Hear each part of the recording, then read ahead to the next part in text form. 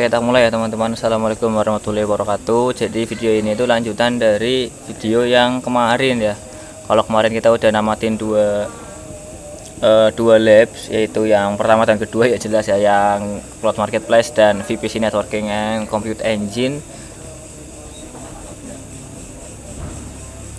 Kalau video ketiga ini berarti yang Cloud Storage dan Cloud SQL. Nanti bakal ada video lagi, harusnya habis ini langsung tag lagi mumpung nggak males ya. Ini aku langsung klik ke Getting Started with Cloud Storage and Cloud SQL. Nah, di sini meskipun waktunya panjang 1 jam 15 menit, tapi harusnya tuh kalau dikerjain sendiri setengah jam kelar cuy. Tapi ini aku juga nggak tahu ya berapa menit kelarnya kalau aku sambil jelasin ya.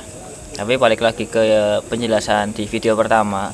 Kalau kamu mau menyelesaikan dengan cepat, bukan ini tempatnya. Kalau kamu mau belajar, baru ini tempatnya cuy. Kalau mau nyari cepat, tinggal ke video yang lain di YouTube. Dia ada yang nge-speedrun gitu tanpa penjelasan, jadi kamu bisa ngikutin aja dan langsung 100 gitu. Nah, aku start labnya nanti ya pas sudah mau mulai. Soalnya kalau jelasin gini tapi udah start lab makan waktu ternyata cuy. Resiko kehabisan waktu lab. Bentar aku kecilin mic. Oke, sip. Nah, untuk overview, jadi di lab ini, lab ketiga berarti ya, kita bakal bikin cloud storage paket dan menaruh gambar di dalam si paketnya. Jadi cloud storage itu anggaplah kayak Google Drive cuy, cuma dia lebih full fitur. Dia bisa naruh kayak lifecycle rules dan lain-lain, bisa naruh RC, bisa memindahkan antar kelas atau storage tier gitu dan lain-lain. Nah, kalau di AWS namanya AWS S3 ya cuy. Nah, terus di dalam storage backup, di dalam cloud storage ini tuh ada yang namanya paket ya. Jadi paket itu kayak tempat atau folder utama dari suatu cloud storage. Jadi kayak folder utama aja sih, atau gini deh. Anggaplah ini ada cloud storage ya di dokumen sini lah. Di sini tuh ada paket modul praktikum, paket Zoom. Jadi kita nggak bisa naruh suatu file di luar paket. Kita harus naruh suatu file harus di dalam paket gitu. Nah, terus kita bakal naruh file gambar di dalam paket yang akan kita buat sebelumnya. Kalau di object storage gini itu biasanya file ini disebutnya itu objek cuy, bukan file atau berkas ya, tapi objek gini. Objek sama dengan file ya. Ini aku pernah jelasin kapan tapi aku nggak tahu.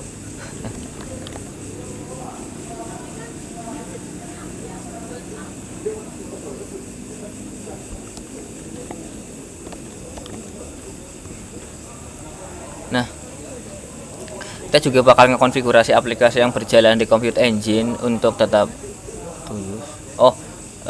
untuk menggunakan database yang akan di-manage sama Cloud SQL. Jadi setelah kita bikin paket dan ngupload gambar ke paket tersebut, kita bakal bikin Compute Engine VM. Nah, Compute Engine-nya ini untuk apa? Untuk berkomunikasi ke database SQL yang ada di Cloud SQL. Jadi VM-nya ini cuma buat connect ke Cloud SQL-nya doang. Jadi di lab ini kita bakal mengkonfigurasi web server menggunakan PHP ya teman-teman. Oke, terus juga kita bakal web server to reference image cloud to reference. Reference ini apa nih maksudnya nih? Bentar. Mereferensi. Oh, enggak, aku tahu gini. Jadi web server kan dia ada indeks kan. Nah, di indeksnya itu dia bakal manggil URL dari gambar yang ada di storage paket cuy. Jadi dari Google Drive atau dari Cloud Storage kita bakal panggil ke web servernya gitu. Jadi kayak ditaruh src img gitu cuy. Kayaknya loh ya. Enggak kayaknya ding. Emang harusnya.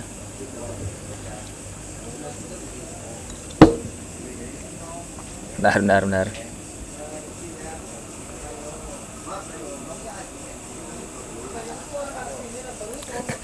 Nah, di akhir dari lab kita bakal mencoba bikin cloud storage paket, terus ngupload file gambar ke dalam paketnya, terus juga bikin cloud SQL instance. Ini berarti kayak relational database manage service dari GCP nya. Terus kita bakal ngekonfigurasinya juga sekalian.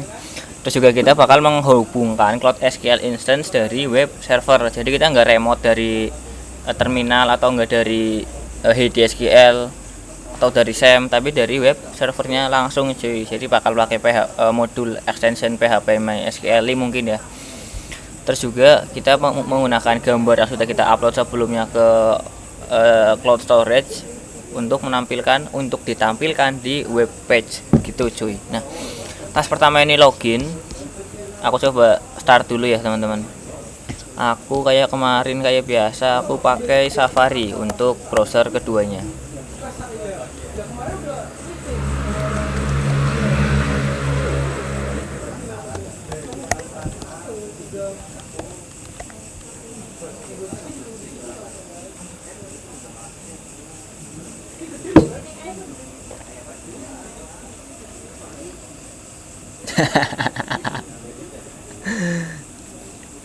Yen jadi guru sing sabar wa.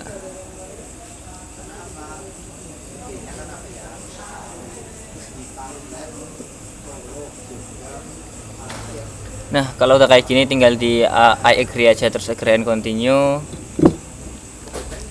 Nah, di bagian sini kan kita udah masuk ke konsol nih cuy. Kita lanjut ke mendeploy web server ya di dalam VM instance. Jadi kita jelas masuk ke menu Compute Engine, bisa lewat search atau yang kiri ini, Compute Engine VM instance.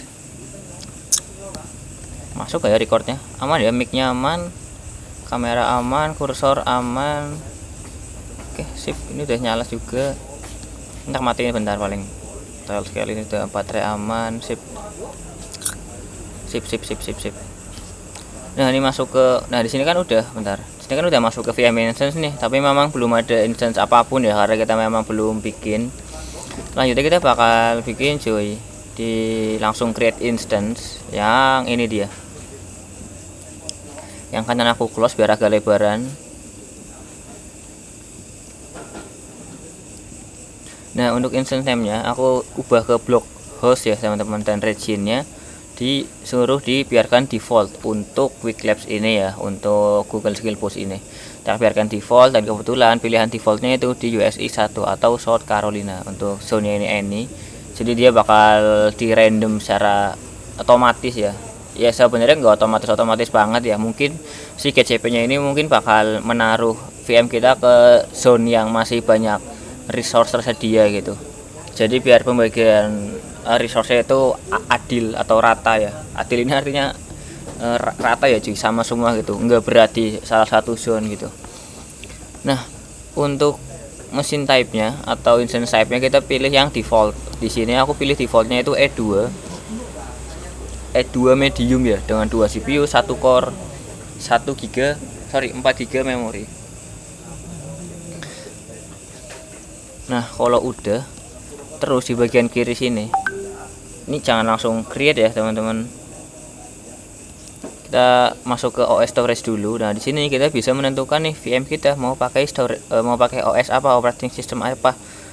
Kalau sekiranya mau ngubah itu berarti ada di bagian sini. Di sini kan ada nih name-nya, ini type-nya ternyata dia pakai New Balance Persistent Disk, size-nya 10 GB, terus image-nya atau OS-nya berarti Debian Linux 12 atau code name-nya Bookworm ya. Kalau mau kita ubah itu tinggal diklik change aja, terus ubah nih, aku mau pakai Debian 11 Mas, atau mau pakai Debian 12 tapi arsitekturnya ARM. Tinggal pilih yang ini. Tapi karena aku disuruhnya yang Linux 12 doang ya, dan emang nggak ada dia pakai ARM atau x86, tapi udah aku yakin 1000% pakainya x86 ya, yang paling umum ya coy. Nah, kalau udah aku klik select aja. Nah, di sini kalau teman-teman mau mengubah harddisknya tuh bisa di bagian sini coy. Maksimal itu 65 TB ya, minimalnya itu 10 GB. Nah, terus di bagian sini ada juga deletion rule nih teman-teman. Kalau aku pilih delete boot disk, jadi ketika aku ngehapus instance, nanti disknya itu bakal ikut kehapus. Tapi kalau aku pilih yang keep boot disk ini, kalau aku ngehapus instance, disknya itu tetap ada, nggak ikut kehapus. Jadi mungkin barangkali mau dipakai lagi di VM lain gitu, itu bisa milih yang keep boot disk, tapi ya jelas nanti kena charge lagi ya block storage nya. Oke, ini aku dibiarkan default aja, sisanya juga default. Nah, kalau udah aku select, tadi kita milih ke Debian Linux 12 ya, lanjut ke networking yang ini. Nah, di bagian networking ini karena kita bakal ngedeploy web server alias portnya 80 atau menggunakan traffic atau protokol HTTP. Oke, aku centang langsung HTTP nya. HTTPS emang nggak dipakai mas. HTTPS digunakan jika kita ingin menginstal SSL di dalam VM tersebut cuy. Jadi seandainya kalau cuma langsung apt install apache 2 terus langsung diakses ya berarti nggak perlu SSL cuy. Kecuali kamu mau install SSL di dalamnya, bisa harus kita checklist juga yang allow HTTPS traffic ini. Nah, yang ini sebenarnya bisa dijelasin sih, tapi ini enggak apa sih, enggak basic banget ya, jadi tak skip aja dulu, nunggu akan ada saatnya cuy, akan ada saatnya. Nah, di bagian kiri lagi kita akan ada advance ini, kita klik advance. Nah, di bagian sini itu ada automation startup script. Nah, di sini aku disuruh ngopi kalau aku pasnya di sini. Jadi di startup script atau automation ini dia bakal script yang ada di kolom startup script, script yang ada di dalam startup script ini dia bakal tereksekusi ketika VM ini running pertama kalinya cuy. Jadi kan kita bakal klik create tuh yang di bawah tuh. Nah, nanti si VM ini secara otomatis dia bakal ngejalanin perintah apt-get update ya untuk nge-update repository, apt-get install apache 2 php mysql min-y, dia itu untuk menginstal apache 2 php dan php mysql. PHP MySQL ini apa? Dia extension untuk komunikasi PHP ke SQL ya teman-teman. Terus ada min-y itu apa? Dia itu buat mengyeskan si konfirmasi ketika kita mau menginstal suatu software, kan dia pasti bakal nanya konfirmasi nih, ini mau dilanjut atau enggak nih. Kalau dilanjut bakal pakai segini MB memori hard disk gitu. Kalau diyain dikasih min ini nanti dia bakal langsung auto yes. Nah, selanjutnya kita bakal nge-restart si apache 2. Restart ini untuk apa? Aku nggak tahu ya, padahal bentar, aku tahu. Dia nge-restart tuh karena habis menginstal PHP MySQL cuy. Jadi untuk menerapkan extension yang baru kita install sebelumnya, kita harus mengrestart si apache 2 nya teman-teman. Nah, kalau udah kita tinggal di create langsung ya harusnya. Oke, nah aku langsung tak create tab. Nah, sebelum di create, kalau kita tengok di kanan ini, kalau kita nyala 24 jam kali 30 hari bakal kena totalnya 25an USD di luar pajak teman-teman. Jujur mahal ya, 300 ribuan lebih ya.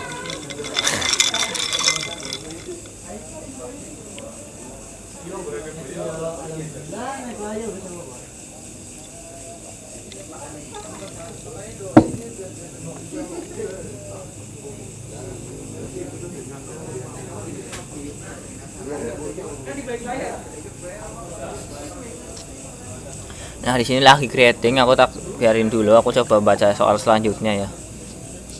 Nomor 3, task 3 ini kita bakal disuruh bikin cloud storage paket menggunakan gcloud storage command line. Nah, jadi kalau sebelumnya kita bikin instance ini lewat konsol ya, kita ngeklik masukin ketikan ngeklik by GUI langsung lewat browsernya. Kalau untuk task 3 ini kita bikin storage paket bakal pakai command line atau yang ini nih, Cloud Shell ya namanya ya.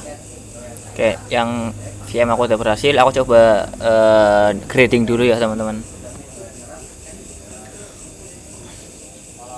Oke, gradingnya udah berhasil, lanjut ke task 3 nih.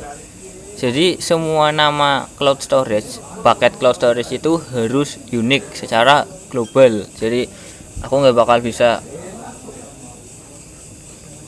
kalau aku udah bikin nama paket nih Fatur Sayang Keiza, udah kan di akunku ada paket Fatur Sayang Keiza, terus kamu di akunmu mau bikin paket Fatur Sayang Keiza juga, itu pasti nggak bisa cuy, karena dia unik secara global alias seluruh dunia, nggak per account ya tapi secara global. Terus solusinya gimana ya? Berarti kamu nggak bisa pakai Fatur Sayang Keiza cuy, kamu mungkin ganti namamu kayak Senarif Sayang Kucing gitu, jangan Sayang Keiza juga, ente. Nah, Untuk memastikan bahwa namamu unik tuh di labnya ini tuh bakal ngasih paket name-nya itu sesuai sama Google Cloud Project ID. Berarti yang ini aku karena pakai Quick Labs jadi ya udah ada langkah-langkahnya lengkap ya teman-teman. Yang juga globally unique. Jadi Google Cloud Project ID itu bakal unik secara global ya teman-teman. Nah, paket ini bisa di-associate ke suatu region atau bahkan multi region cuy. Contohnya ini ya, kita bisa masukin ke US, Europe dan bahkan Asia ya. Nah, di lab ini kita bakal mengassociate paket kita ke multi region cuy, ke region yang terdekat dari ini aku nggak tahu nih dari aku atau dari mana nih. Oh, dari sini aja, dari aku ya. Kita bisa disuruh milih ya. Oke. Gitu. Oke, lanjut langsung ke step-stepnya ya di nomor 1 ini. Kita langsung klik di activate cloud shell ya, berarti yang kanan ini aku klik. Nah, oke. Kita masih loading, ini tak mentokin ke atas ya teman-teman. Kalau udah kayak gini tinggal di continue aja. Nah, di sini ada penjelasannya nih kalau cloud shell itu gratis untuk semua pengguna. Jadi ternyata cloud shell, untuk menggunakan cloud shell ini kita nggak kena biaya charge sama sekali ya teman-teman. Serius gini mas, serius jir. Tapi kenanya itu ketika kita bikin paket dari cloud shell ya, berarti nanti yang kena charge-nya si paketnya, bukan si cloud shell-nya gitu. Jadi kita hanya membayar resource yang kita buat melalui cloud shell. Nah, kalau ada kayak gini authorize cloud shell, kita klik authorize aja, terus kita pilih email yang GCP pakai, yang kita pakai GCP.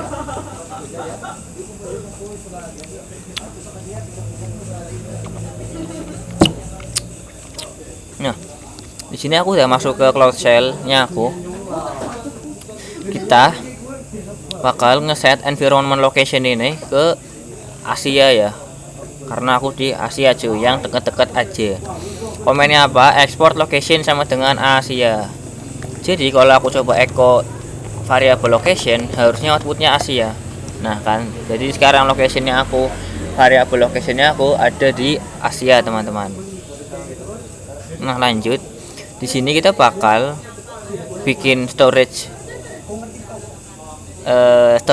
bucket ya, menggunakan nama project ID-nya aku teman-teman. Jadi kalau aku copy ini tuh dia bakal jadi satu line ya sebenarnya. Dia nggak ke bawah, nggak ke enter, dia bakal satu line ke kanan langsung gitu. Di sini ke enter karena nggak cukup ininya cuy. Apanya namanya? Kotakannya nggak cukup cuy. Shit, mana nih? Hilang nih. Mana? Oh gini aja anjir. Nah bener. Nah jadi kalau aku enter ini tuh dia bakal bikin bucket di locationnya Asia karena udah share sebelumnya, dan dev shell project ID-nya tuh kalau aku coba panggil dulu ya. Ini aku tak hapus semua.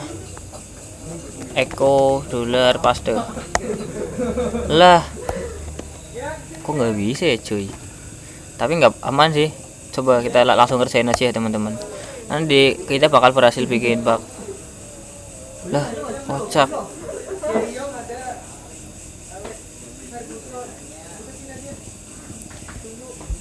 Context of enter comment to make bucket name after your project ID. Bentar, kok nggak bisa ya cuy. Lah kocak jir. Wait. Apa harus kita ubah ya?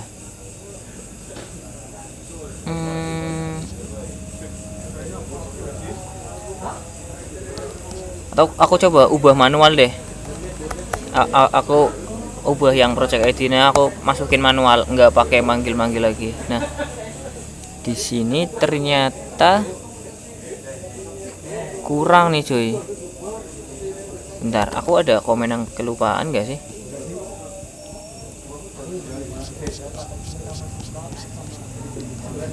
Nah deh, aku coba restart ya. Aku coba restart. Ini aku coba close tab, close. Terus aku coba mana close nya anjir. Close. Restart kali ya.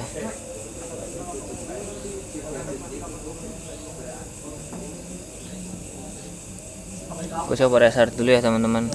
harusnya nggak ada yang perlu diubah sih, bener-bener copy paste doang cuy, tapi ini malah error dia kata udah. Wait ya guys ya.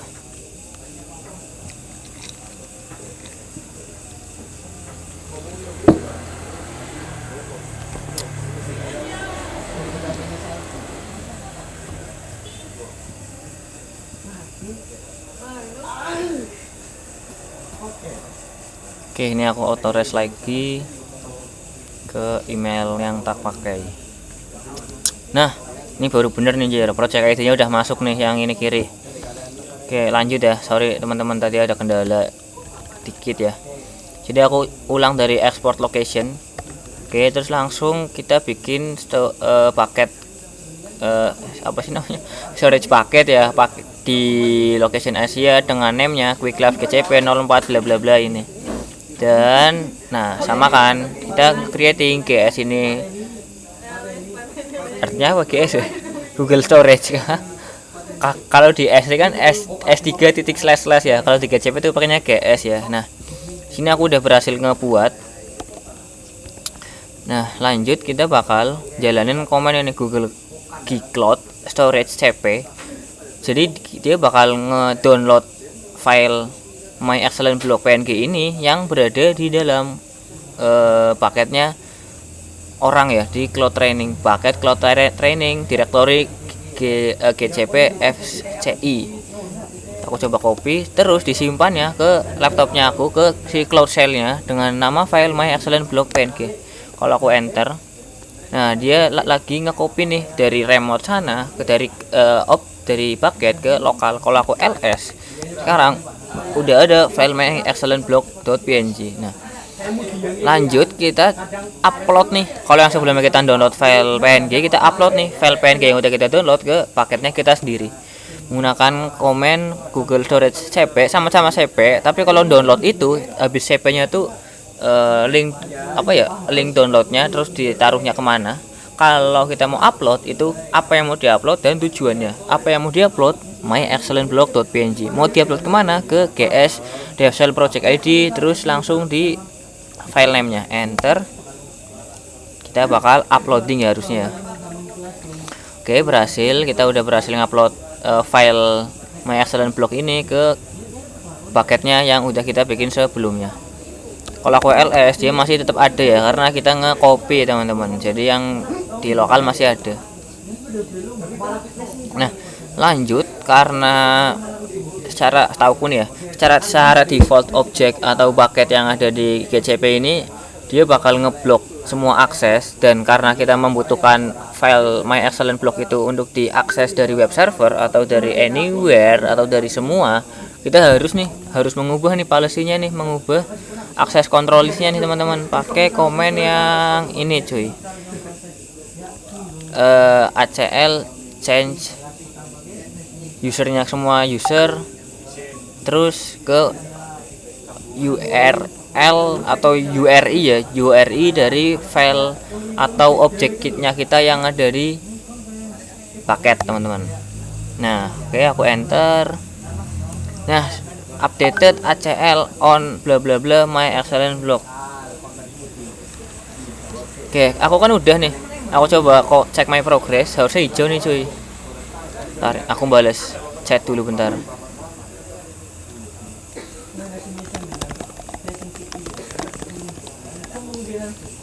Enaknya punya YouTube tuh gini Jir, kalau ada praktikanannya Mas aku ketinggalan Mas, habis ini apa ya Mas kok error, cek YouTube cuy, praktikum minggu lalu udah tak record. Jadi meringankan bebanku buat bantu satu-satu ya.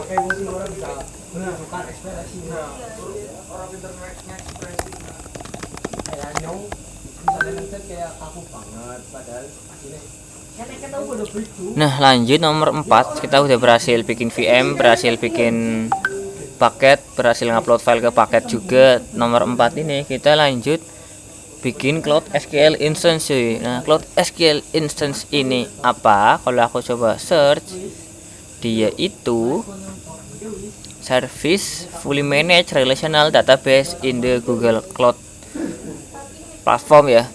Jadi kita bisa bikin instance yang berisi MySQL, PostgreSQL, SQL Server tanpa perlu nge-install secara manual, tanpa perlu nge-maintenance secara manual, tanpa perlu nge-patching security manual. Benar-benar di fully manage oleh si GCP-nya itu sendiri. Maka dari itu, Cloud SQL Instance ini dia masuknya ke service platform as a service. Kita hanya menggunakan platform yang sudah disediakan sama si GCP-nya, cuy. Nah, lanjut untuk ngebuat si Cloud SQL Instance, kita masuk ke ini calendar tag close, ini tag close juga, masuk ke sini kita cari Cloud SQL. Nah, ada nih SQL manage MySQL. Apa tadi penjelasan lanjutnya? Ups, ininya di close dulu ya, close shell-nya, Cloud shell-nya.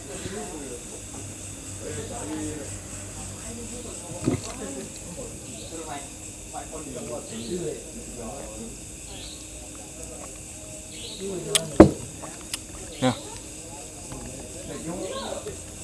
kalau udah masuk sini, lah di sini kan ada penjelasannya nih. Cloud SQL menawarkan fully managed database service untuk MySQL, PostgreSQL, dan SQL Server, mengurangin overall secara keseluruhan biaya operasional dan memberikan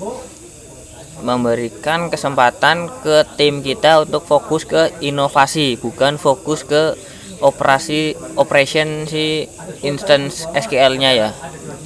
Paham kan ya? Semoga paham ya. Tapi sebenarnya kalau cost ini nih, kalau mau jujur-jujuran untuk dari sudut pandangnya aku yang mahasiswa ya, kalau kita bikin instance VM manual terus install MariaDB manual di VM tuh biaya bulanannya tuh harusnya lebih murah sih ketimbang Cloud SQL ini. Tapi memang ya kalau buat production ya mending keluar harga lebih ya, mending keluar biaya lebih daripada kehilangan pendapatan karena mungkin ada down gitu atau yang lain sebagainya, teman-teman.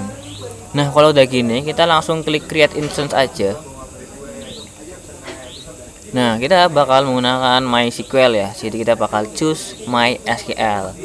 Di Cloud SQL ini baru support 3 database engine ya, MySQL, PostgreSQL, SQL Server. Begitu juga untuk beberapa versionnya nih. Untuk MySQL ini ada versi 84, 80, 57, 56, terus PostgreSQL ini SQL Server 2022, 2019 dan 2017. Bisa disesuaikan sama yang di on-prem nih. Barangkali kamu di on-prem atau di lokal itu masih 56 nih. Oh, Mas, aku mau migrasi, Mas, yang awalnya di lokalhost mau di migrasi ke Cloud SQL nih.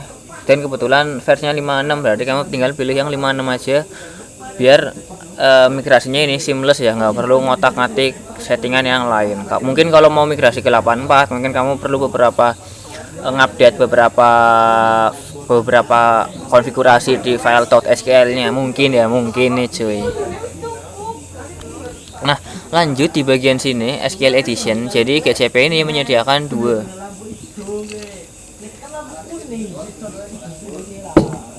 Bentar cuy, ini aku ngecilin audio bentar. Nah, di bagian Cloud SQL Edition ini GCP menawarin dua ya. Yang pertama Enterprise Plus, yang satunya Enterprise 2 doang. Bedanya di mana? Kalau kita tengok di sini yang kiri ini SLA-nya itu 99,99% cuy, sedangkan yang Enterprise biasa 99,95.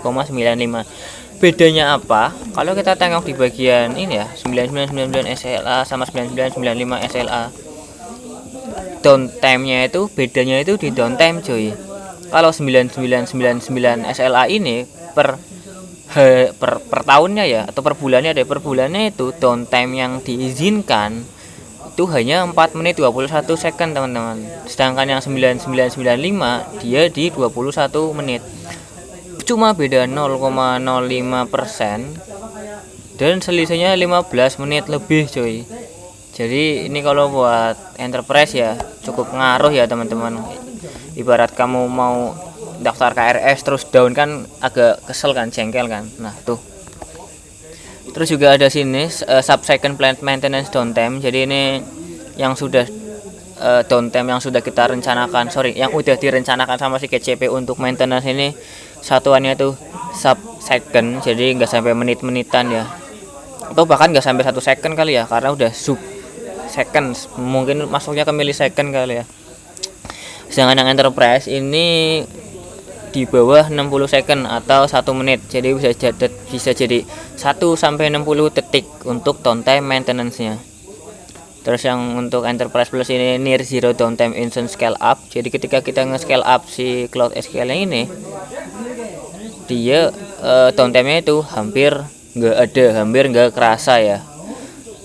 Kenapa bisa? Sebentar. Emang kalau scale up butuh downtime ya, Mas? Logikanya butuh cuy, karena dari satu komputer speknya RAM 2 GB anggaplah. Terus mau dinaikin ke 8 GB. Kalau dipikir secara logika kan, kalau kita mau mengubah, mau nyolok RAM, mau ngelepas RAM, nyolok RAM lagi dengan RAM yang lebih besar kan komputer harus mati kan cuy. Lah, itu yang membuat ketika kita nge-scale up tuh yang ngebuat downtime. Karena kalau dipikir logika ya, kalau mau nambah RAM, ngelepas RAM, nyolok RAM baru itu perlu dimatikan dulu. Terus juga ada up to 35 days point in time recovery window. Jadi ini kayak backup tapi dia incremental kalau nggak salah ya. Sedangkan yang Enterprise cuma 7 hari. Itulah secara overall teman-teman. Nah, di bagian production preset aku pilih production biasa. Oh bentar, sorry, di bagian edition preset ini bisa milih lagi nih cuy, production, development, dan sandbox. Bedanya di mana? Jelas di spesifikasi dan storage. Nah, di sini juga ada nih yang satu single zone, dua single zone, yang satu highly availability. Nah, highly availability ini apa? Di sini tertulis nih multiple zone. Jadi kalau kita udah belajar yang sebelumnya, GCP zone, kalau kita pilih yang development dan sandbox, kita hanya Cloud SQL yang kita hanya ada di satu zone doang nih. Sedangkan kalau kita milih yang production, kita bakal di deploy secara otomatis di multiple zone teman-teman. Nah, jadi ini aku pilihnya yang sandbox ya. Oke, aku balik lagi ke sini. Ups, untuk instance ID masukin block DB. Oke, MySQL versinya dibiarkan default. Terus passwordnya kita disuruh bikin sendiri nih, aku masukin ya 1234 1234. Nah, untuk zonal availability-nya tak pilih single zone aja buat ngejar cost ya. Nah, coba kamu lihat di bagian kanan ya. Ini kalau kita single zone itu di 0,14, sedangkan yang multiple dia di 0,24 USD cuy. Jadi memang lebih mahal ya, karena dia ada dua node berbeda. Oke. Terus kalau udah langsung klik create instance aja sih teman-teman, udah aman harusnya. Oke, ini aku klik create instance. Nah, di sini ada penjelasannya nih cuy. Ini apa sih, region atau zone yang kita launch untuk si Cloud SQL ini, dia pasti sama dengan yang ada si block host instance. Jadi untuk mengejar performance, kita bisa menaruh ngeplace antara klien dan database server itu di tempat yang berdekatan. Kliennya ini tadi web servernya, database-nya tadi Cloud SQL. Kita taruh di zone yang sama. Jadi latensinya lebih kecil, teman-teman. Nah, di sini nge-create-nya cukup lama ya, teman-teman. Mungkin 3 menitan. Kita tunggu aja, sembari nunggu kita overview nih ke depannya nih. Di sini nanti kita bakal dapat IP public di Cloud SQL-nya kita, karena SQL ini kita bisa ngakses secara remote dari luar GCP ya harusnya ya, kalau kita allow security groupnya ya atau firewall-nya ya. Terus juga ada bagian user nih. Jadi beda dengan AWS, kalau di AWS RTS tuh usernya ya bisa langsung setting di awal ya. Kalau di GCP ini ternyata kita bisa loh bikin user baru cuy. Jadi nanti kita bakal bikin user baru dengan nama blockdb user dan passwordnya dibebaskan. Nanti aku bikin sendiri ya. Nah, nanti kalau usernya udah, si blockdb user ini udah berhasil bikin, nanti aku bisa ngakses si Cloud SQL nya pakai user blockdb user, teman-teman. Terus juga di bagian networking ini kita ditanyain nih mau pakai private IP atau public IP. Bedanya apa? Kalau private IP berarti kita hanya bisa mengakses Cloud SQL ini dari resource GCP yang lain, masih dalam satu VPC ya.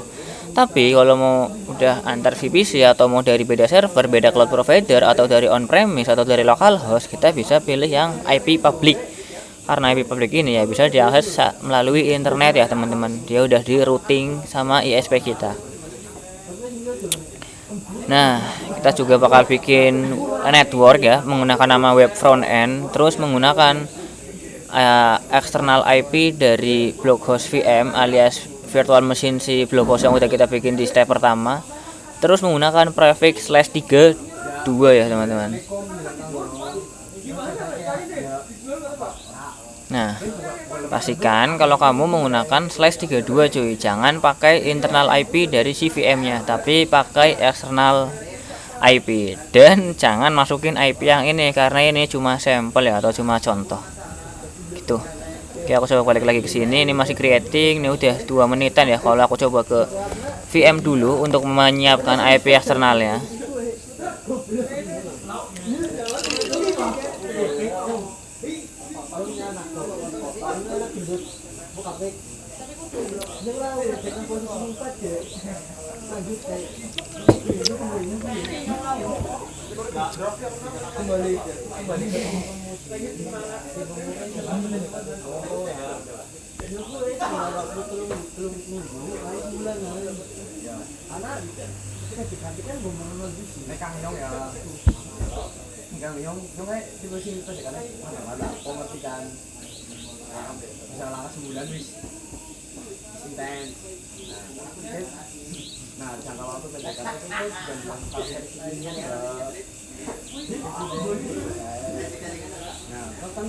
Subscribe-kan bosku, subscribe-kan.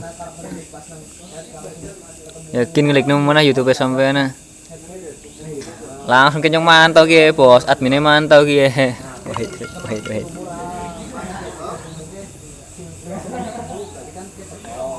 Edan. Di mau baca teh.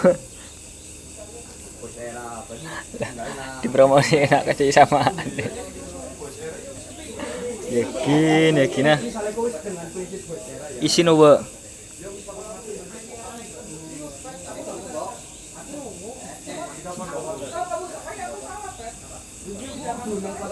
Yakin.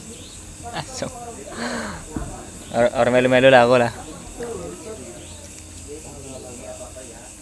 Oke, lanjut ya cuy. Ini sebenarnya lagi ada praktikum arsitektur dan desain perangkat lunak sih, cuma yang isi ada ya perangkat lunaknya ya. Ini aku mau ngejar video ini karena deadline jam 11 malam. Nah, ini udah di-share ini. Udah di update deskripsinya nih sih. Nah. Oke, lanjut ya. Balik lagi ke sini. Nah, di sini aku udah ya meskipun masih creating ya, tapi statusnya udah running ya. Kalau aku coba cek my progress, bisa tahu enggak. Oke, ini kita harus bikin user dulu cuy. Kita masuk ke ini compute engine salah. Nah, di bagian sini aku coba refresh ya teman-teman. Oke, ini masih updated.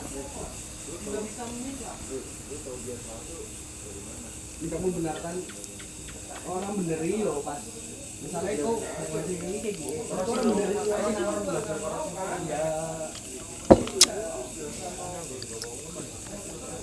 nah, kita udah berhasil nge-create blok DB.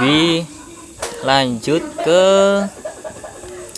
kalau aku balik lagi ke langkah-langkah bentar ke bagian user ya, atau di connect to this instance itu ada di bagian mana anjir? Udah kocak gak ada anjir. Details itu ada di kanannya harusnya. Details. Lah nggak ada juga. Bentar. Nggak bisa konsen anjir. Nah, di bagian sini nih.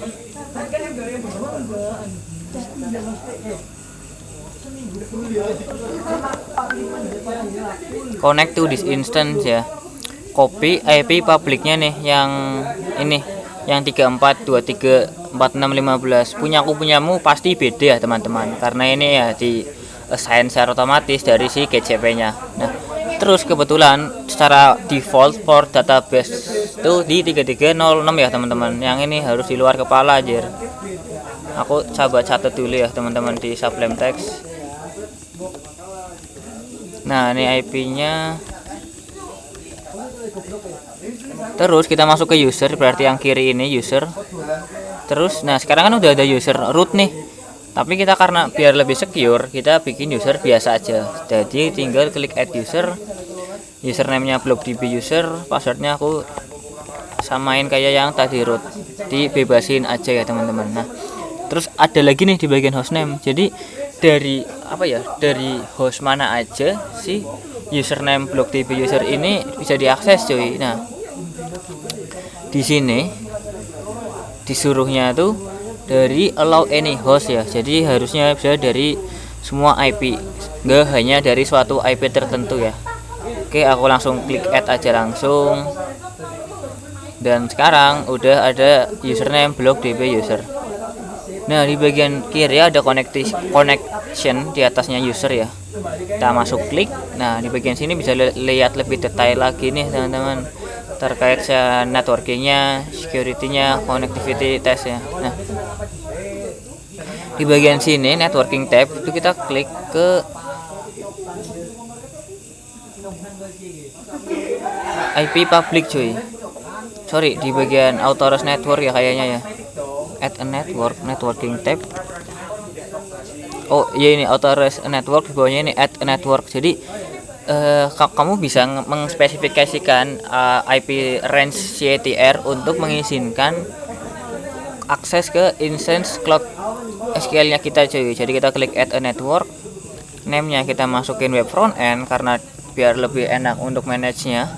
Dan networknya kayak tadi aku jelasin, kita ngambil dari external IP CVM block host ditambah prefix /32 alias yang ini ya, yang 34 ya, yang kanan ya, bukan yang kiri. Yang kiri ini internal IP teman-teman. Nah, sini aku paste /32. Nah, kalau sudah kita langsung klik klik save. Oke, klik down dan save. Nah, di sini kan masih not save nih. Kalau aku save, nanti dia bakal harus save ya, saved ya. Oke, cukup lama ya, padahal cuma nambahin firewall gitu ya.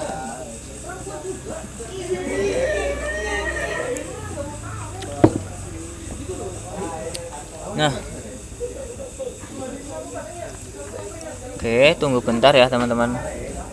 Aku sambil nyatat jadwal puasa aku bentar. Nah, sini kan aku udah centang kan, jadi aku coba cek my progress lagi nih teman-teman. Nah, tas 5. Wah, ini jujur masih panjang banget cuy, tapi nggak apa-apa ya, kita pelan-pelan ya. Enggak, di 2 tas lagi. Gampang ini. Nih, di tas 5 ini kita bakal ngekonfigurasi aplikasi kita yang ada di Compute Engine untuk coba connect secara remote, secara client menggunakan MySQL PHP MySQL ke Cloud SQL yang udah kita bikin di tas 4 cuy. Nah, caranya kita SSH dulu ke VM-nya alias yang ini ya. Masuk ke block host atau bisa connect ini langsung sih tadi harusnya. Aku minimize yang ini dulu, terus aku klik SSH yang ini cuy. Aku SSH.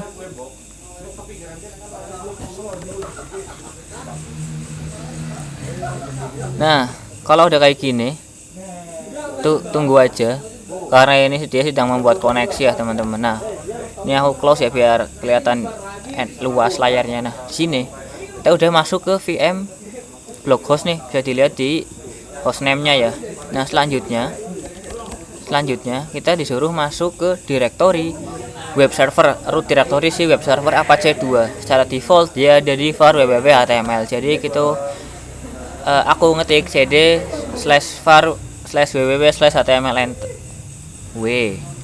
Ntar aku retry ya teman-teman.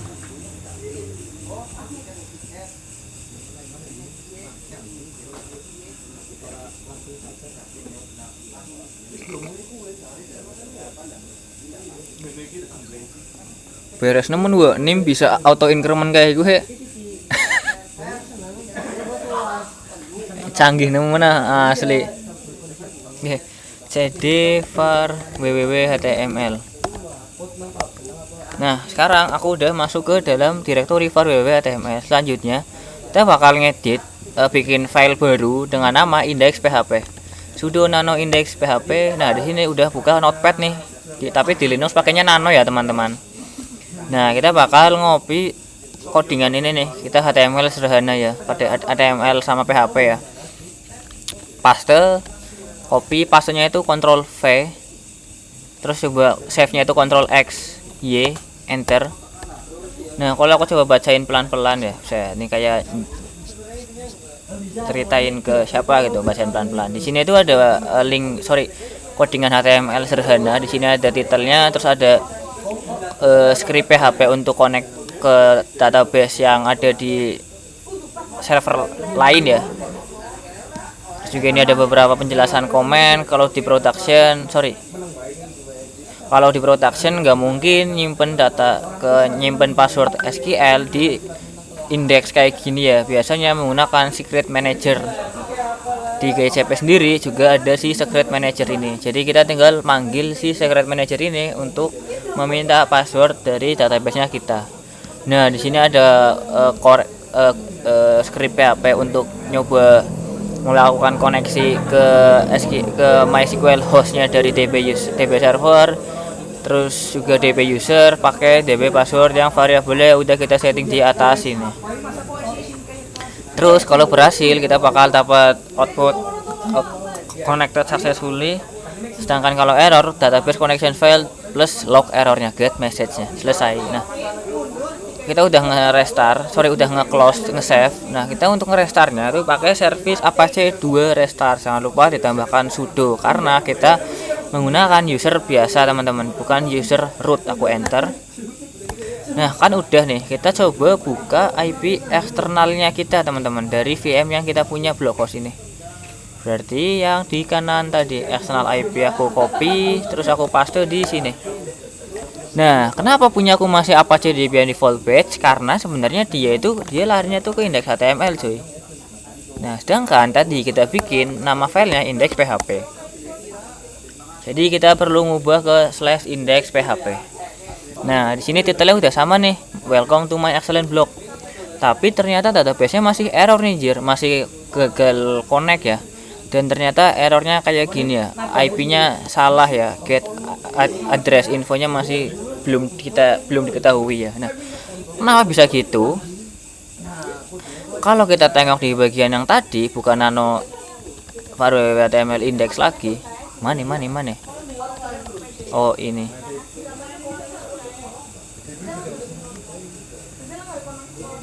Itu di bagian sini variabelnya itu masih dummy itu masih dummy ya. Kita harus mengubah ke sesuai yang tadi kita punya sebelumnya. Replace di bagian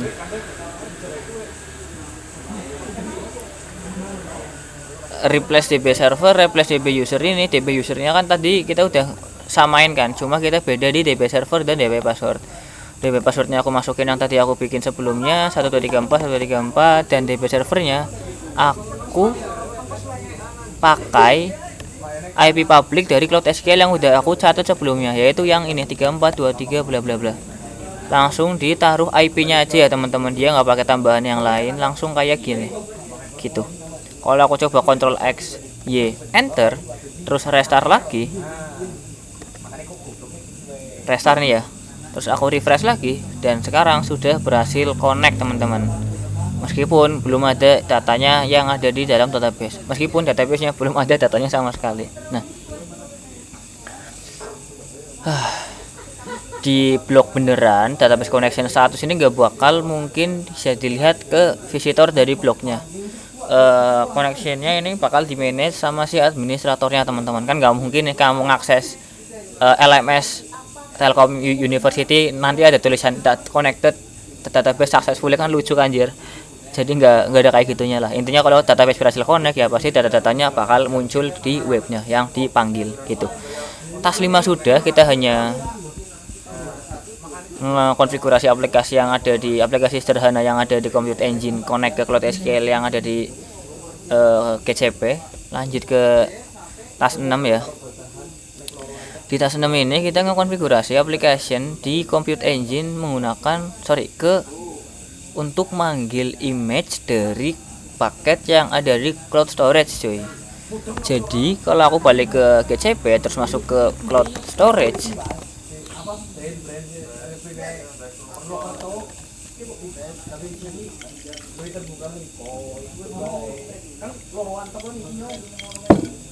nah di sini Di bagian paket ini kiri itu sudah ada paket dengan nama Quick Labs Quick Labs Quick Labs GCP bla bla bla ya, sesuai yang kita bikin tadi jam 9.41 PM. Nah, kalau aku masuk ke paket ini harusnya muncul satu objek ya dengan nama My Excellent Blog. Jadi kita udah ada satu file di dalam paket yang kita buat sebelumnya. Nah di bagian sini itu kita bisa ngambil URL publiknya nih. Kita coba klik ini, terus more action, sorry bukan itu anjir.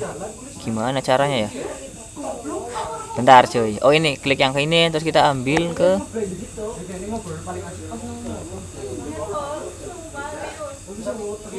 set nih, kepotong gini. Gimana ceritanya anjir?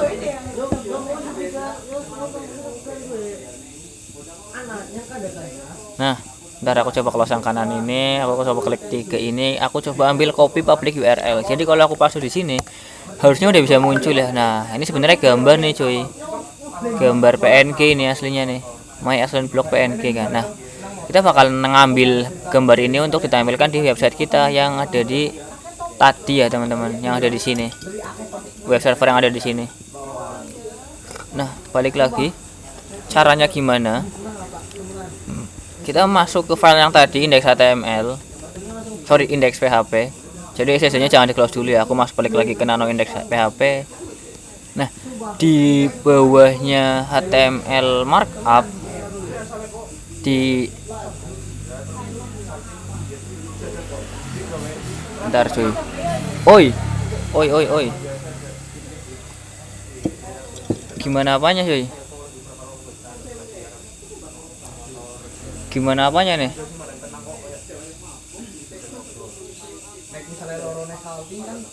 Jurnal. Emang ada jurnal di kelas konstruksi? Di kelas arsitektur?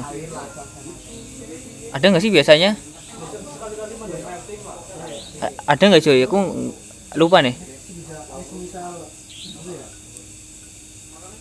Enggak. Kalau di kelasnya kita sendiri,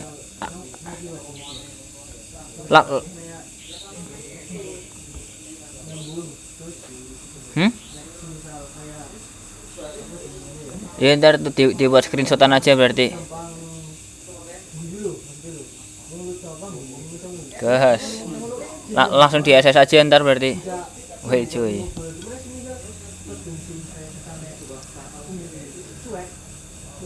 Oke lanjut ya. Aduh. List bebas ning ente, Bu.